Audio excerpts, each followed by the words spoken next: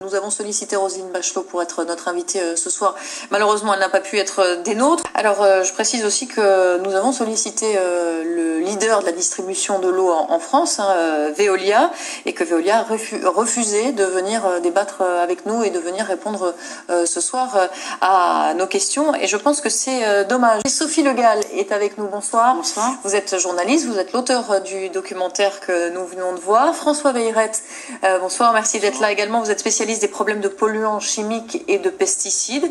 Enfin, Didier Houssin, directeur général de la santé. Bonsoir. C'est à vous que je m'adresse en premier. Après avoir vu ce film, on se dit que quand on boit de l'eau du robinet, eh bien, potentiellement, on met sa santé en danger. Qu'est-ce que vous pouvez dire ce soir aux 40 millions de Français qui boivent de l'eau du robinet tous les jours pour les rassurer?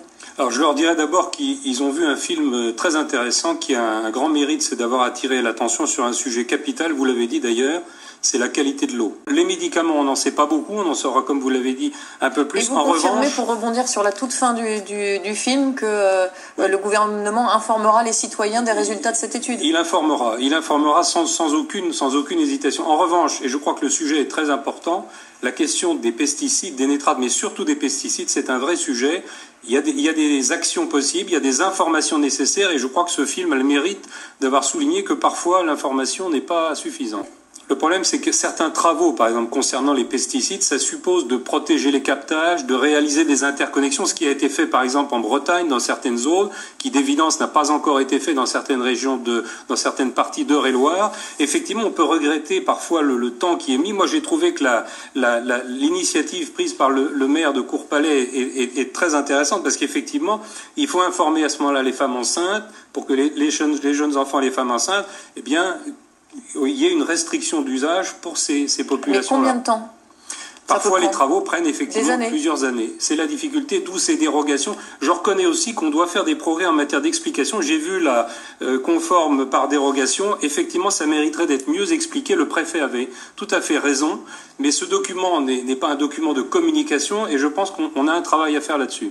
Vous buvez de l'eau du robinet, Sophie Le Gall? Bien sûr, moi j'habite à Paris, l'eau est de bonne qualité, donc il n'y a aucune raison de ne pas la boire. Oui, c'est ce qu'on voit très clairement dans votre documentaire, c'est que à Paris, l'eau est de bonne qualité. Comment se fait-il que nous ne soyons pas tous égaux? Les communes ne sont pas toutes égales face à ce problème? Parce que c'est souvent un problème de coût. C'est-à-dire que vous vivez dans une grande ville, on va avoir les moyens de mettre en place des stations de traitement.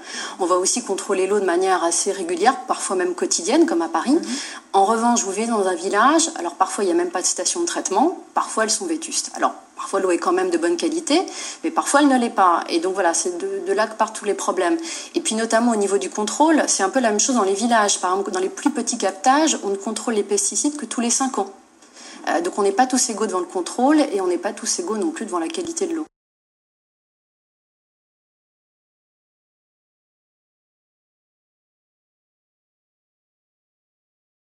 Alors que fait le gouvernement, Didier Houssin, pour justement améliorer ce problème? Il y a toute une série d'initiatives qui ont été prises pour essayer de réduire ce qu'on appelle la pression des pesticides, donc des initiatives dans le domaine de l'agriculture, le plan éco-phyto. Il y a eu tout un plan d'amélioration, de protection des captages qui n'est pas encore abouti, mais qui malgré tout a progressé.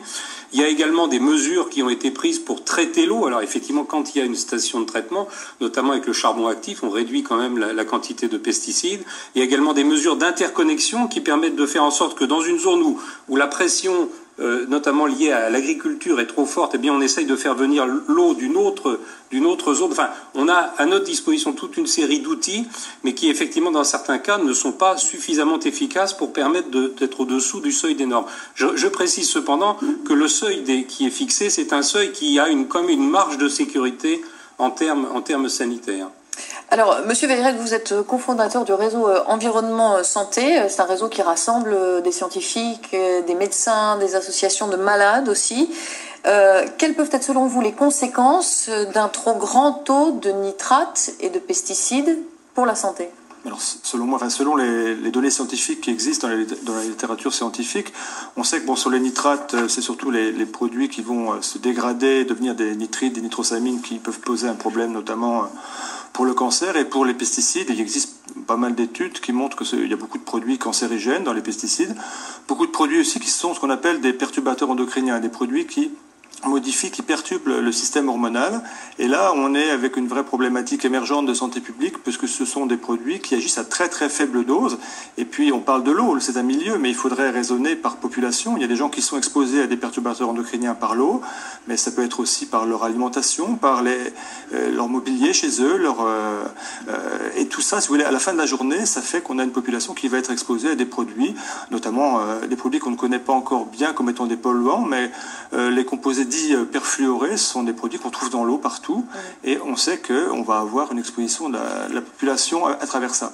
Je voulais rejoindre M. Houssin pour dire qu'effectivement, on a fait des progrès sur le risque infectieux, mais qu'on a une autre révolution de santé publique à accomplir, c'est celle sur le risque chimique, où il faut vraiment appliquer le principe de précaution maintenant pour prévenir ces pollutions diffuses à bas bruit qui menacent les populations. On a beaucoup de progrès à faire au niveau de la préservation de la ressource. C'était évoqué par M. Houssin. Et la France, la Cour des comptes vient d'épingler le gouvernement en disant qu'il y avait un manque de volonté du gouvernement de vraiment modifier le mode de pratique agricole. Et ça, c'est vraiment quelque chose qu'il faut souligner. Mais il faut aussi préserver la ressource en agissant sur les sources de pollution chimique. Et là, on a beaucoup de choses à faire. J'ai cité des classes de polluants tout à l'heure, les perfluorés, qui sont des perturbateurs endocriniens. Et ça va engendrer un risque sur le très long terme. On ne gère pas ça encore très très bien. Et utiliser de l'eau en bouteille, c'est pas la bonne solution, parce que dans beaucoup de plastiques, justement, on trouve de ces perturbateurs endocriniens, du bisphénol A. En fait, la bonne solution, c'est ne buvez plus ni d'eau du robinet, ni d'eau minérale. Qui est meilleur élève que nous On sait que, par exemple, une ville comme Munich a décidé de modifier son système de production agricole pour préserver les champs captants en eau, et en passant des centaines d'hectares à l'agriculture biologique, ils ont réduit la quantité de polluants présents dans leur eau de manière excessivement impressionnante. Donc voilà une voie qu'on devrait suivre en France en accélérant l'application de normes environnementales en agriculture, et pas en envoyant des mauvais signaux politiques comme notre président de la République il y a quelques jours en disant que ça commençait à bien faire. Donc ça, c'est une voie à suivre, protéger nos zones, nos bassins versants en modifiant les pratiques agricoles. Alors, en guise de conclusion, Sophie Le Gall, j'ai envie qu'on s'adresse directement aux citoyens. Qu'est-ce qu'on peut leur dire une fois qu'ils ont vu votre documentaire? J'allais dire, quels conseils vous leur donneriez? La première chose, c'est d'abord de s'informer sur la qualité de son eau. Ce qu'on a vu dans le documentaire, c'est que les mairies ne le font pas forcément, mais en tout cas, le citoyen a un droit de demander des informations. Le ministère de la Santé également informe, mais parfois de manière partielle ou ambiguë. Donc voilà, c'est la première étape, c'est déjà s'informer sur la qualité de son eau. Et puis s'il y a effectivement des problèmes, faire pression sur les élus, puisque ce sont eux qui sont responsables de cette qualité. Donc voilà, puis ce que je voulais dire aussi, c'est qu'il y a des normes qui sont édictées par l'Europe, et il serait bon qu'elles soient respectées partout en France.